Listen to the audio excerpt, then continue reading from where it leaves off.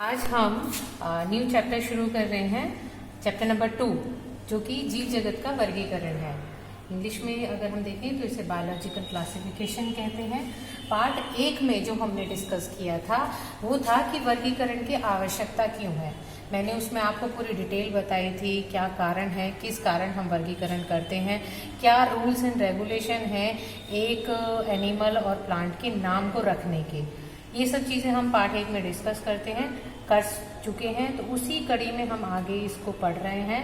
तो सबसे पहले बायोलॉजिकल क्लासिफिकेशन का हमें इतिहास देखना होगा कि वर्गीकरण की आखिरकार शुरुआत कहाँ से हुई थी। तभी हम जो आपका नेक्स्ट टॉपिक है चैप्टर 2 में, अगर हम सिलेबस में देखें तो 5 जगत वर्गीकरण सीधे दिया हुआ है। उससे पहले हमें थोड़ी सी हिस्ट्री, इतिहास देखना पड़ेगा कि वर्गीकरण शुरुआत कहाँ से हुई। सबसे पहले जो वर्गीकरण किया था वो अरस्तु ने किया था। अरस्तु ने 2 किंगडम क्लासिफिकेशन दिया था, यानी उन्होंने 2 किंगडम में डिवाइड किया था। मेनली जो बाहर से देखने में उन्हें डिफरेंस लगा, ठीक है। 2 किंगडम क्लासिफिकेशन में उन्होंने प्लांट में डिवाइड कर दिया, पौधों में और एनिमल, ठीक है। और प्लांट में भी उन्होंने 3 कैटेगरी दे दी। जो सबसे बड़े थे उन्हें उन्होंने ट्री कह दिया। ट्री से थोड़े से छोटे जो थे उन्होंने श्रब में डिवाइड कर दिया, और जो घासनुमा थे उन्हें हर्ब में डिवाइड कर दिया। एनिमल को उन्होंने डिवाइड किया 2 भागों में, जिनमें आरबीसी थी, यानी रेड ब्लड सेल्स थी, यानी जिनका खून लाल था उन्हें एक ग्रुप में रख दिया, और जिनमें नहीं थी आरबीसी, जिनका रक्त लाल नहीं था, उन्हें एक ग्रुप में रख दिया।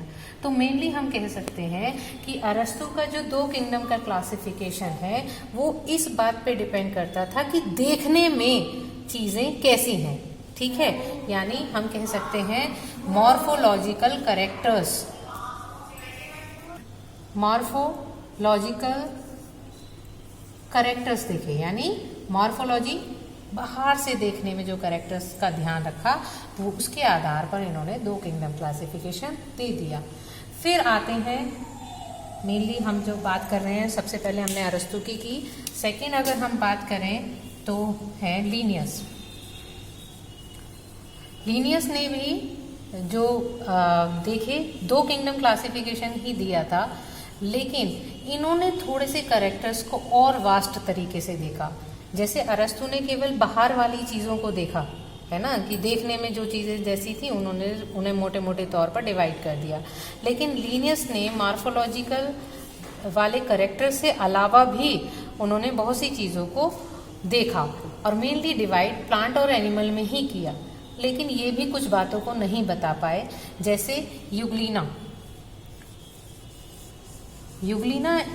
को ये नहीं डिसाइड कर पाए कि इसे प्लांट में रखें कि एनिमल में, क्योंकि इसके पास कैरेक्टर्स दोनों प्रकार के हैं। तो ऐसे कुछ एनिमल्स और भी थे, जैसे फंजाई है, सेप्रोफाइट्स है, जो खाने में अगर हम देखें तो डेड ऑर्गेनिज्म पे फीड करती है, वो उसको भी नहीं बता पाए कि वो उसे किस कैटेगरी में रखेंगे। तो कुल मिला के हम कह सकते हैं कि ये भी अपने आप में 2 किंगडम का क्लासिफिकेशन जो लीनियस ने दिया था वो भी पूरा नहीं था। उसके बाद तीसरा क्लासिफिकेशन जो आया हमारे पास वो आया अर्नेस्ट हैकल ने जो दिया था। अर्नेस्ट हैकल,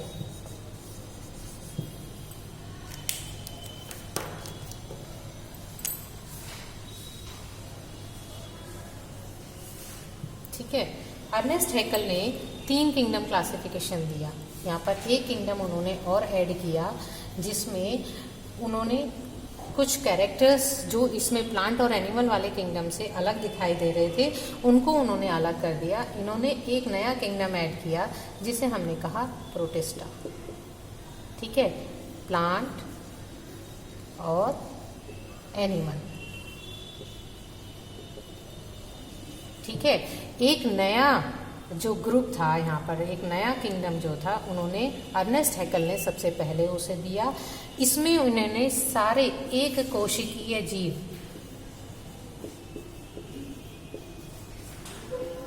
एक कोशिकीय यानी यूनिसेलुलर, एक कोशिकीय जीव को इन्होंने इसमें रखा। तो जो एक कोशिकीय जो फोर्थ आता है वो आता है कोपलैंड ने। कोपलैंड ने जो क्लासिफिकेशन दिया था उस क्लासिफिकेशन के अंतर्गत इन्होंने 4 किंगडम्स दिए। पहले हमारे पास जो अर्नेस्ट हैकल का किंगडम था वो 3 किंगडम क्लासिफिकेशन था, जिसमें कि प्रोटिस्टा हमने अलग कर दिया था, इसमें एक कोशिकीय जीवों को हमने रखा था। यहाँ पर एक नया किंगडम हमारा ऐड हुआ है मोनेरा, ठीक है। बाकी सारे किंगडम्स हमारे वही पहले वाले हैं, प्रोटिस्टा, प्लांटी और एनिमेलिया।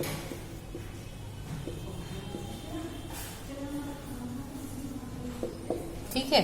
इसमें जो मोनेरा है, मोनेरा में इन्होंने सबसे पहली बार कोपलैंड ने प्रोकैरियोट्स का जिक्र किया था, यानी जो प्रिमिटिव टाइप के हमारे एनिमल्स थे या प्लांट्स थे प्रोकैरियोट वाले, सारे मोनेरा में रखे। एक कोशिकीय भी थे और लेकिन उसमें भी प्रोकैरियोट्स को इधर रख दिया।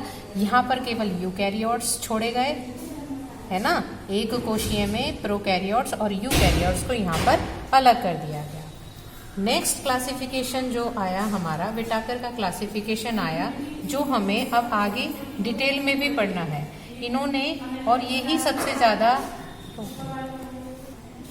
5 किंगडम्स में डिवाइड इन्होंने कर दिया था, ठीक है।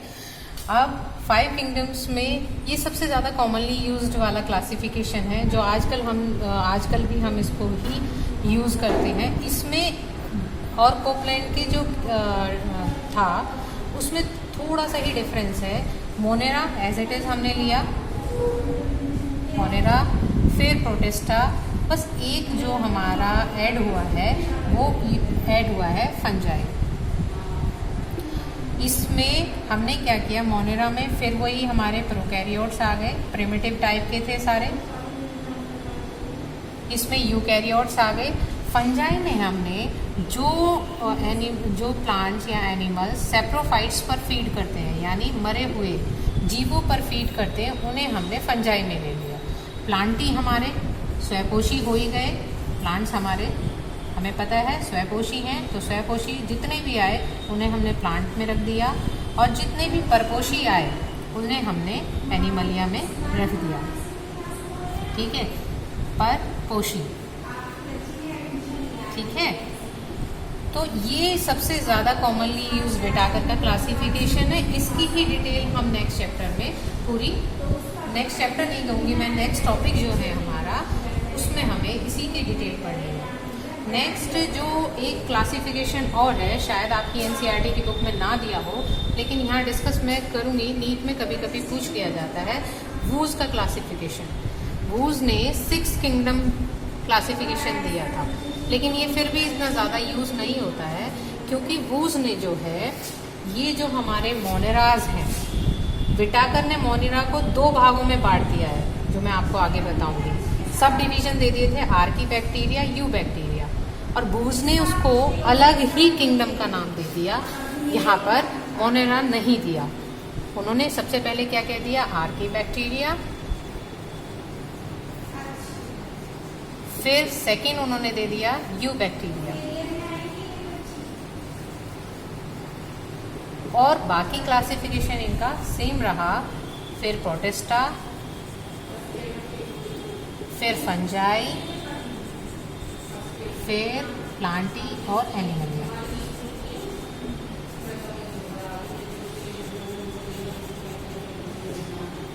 फोर, 5, 6।